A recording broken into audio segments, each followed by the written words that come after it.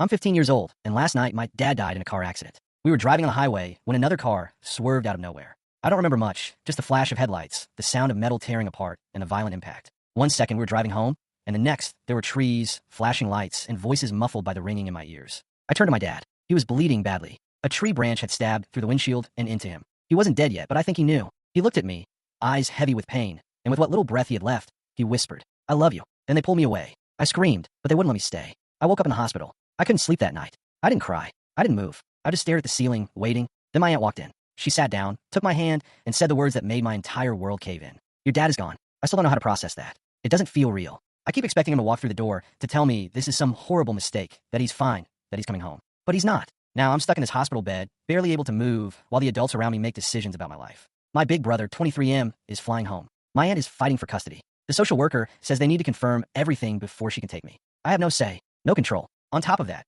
my injuries are worse than they first thought. The doctor said my spine was damaged. There's a chance I might not be able to walk again if they don't operate soon. I don't even care. I don't want to think about surgery, or my aunt, or what happens next. All I want is for my dad to be here. And if he's not, why am I? I keep wondering why it wasn't me. Why do you have to die? Why am I still here? My brother finally got here, and I feel a little better now. He's fussing over me like he did when I was little, and we've already cried together, though my broken ribs hate me for it. I know we'll cry again. Probably a lot. He's been talking privately with my aunt, though, and I don't like that they're keeping things from me. I get that they're trying to protect me, but I need to know what's going on. I don't want to be left in the dark. I lashed out when I caught them whispering. I was so anxious about them hiding things that they finally told me the truth. The damage to my spine is serious. It's not immediately life-threatening, but if they don't operate soon, I could be permanently paralyzed. I guess this means I won't be home for Christmas. Not that it matters. I don't want to celebrate anything anyway. On top of that, my brother told me he's considering fighting for custody. My aunt and grandparents don't want him to. He lives across the country, and they don't think he's ready to take care of me. But he's already looking into transferring his job so he can stay here. I don't know how I feel about it. I just want everything to stop spinning. Update 1. Transferred to a children's hospital in panic attacks.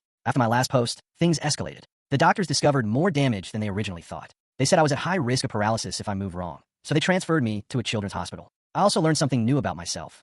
I now have a crippling fear of cars. I had a full-blown panic attack when they tried to put me in an ambulance. Then another one when I was finally discharged and had a ride home in a car. I hate it. It's embarrassing, but I can't control it. The surgery went fine, I guess. I now have a bone graft and metal in my spine. The doctors call it a cage, which honestly sounds terrifying. I'm an OT and PT now, trying to regain movement. I also have a therapist and a social worker. Apparently, I have a lot to unpack. Survivor's guilt, general grief, severe separation anxiety, especially when my brother leaves. At first, I couldn't handle not seeing him. Even if he left the room, I'd panic. It's getting better, but I still feel like if he drives anywhere, I'll never see him again. Christmas happened while I was still in the hospital. It wasn't terrible, but mostly because I was too drugged up on pain meds to process much. My aunt, uncles, and grandparents came, and they decided to do Christmas dinner in my hospital room instead of at home. It was fine, I guess. I only opened one of the gifts my dad had wrapped for me before he died. They're the last things he'll ever give me. Part of me doesn't want to touch them. It feels like once I open them, that's it. The last connection to him is gone. So my brother got temporary custody of me for now, but my aunt and grandparents are still fighting him on it. They try not to argue in front of me, but it's obvious. My brother wants to keep me with him.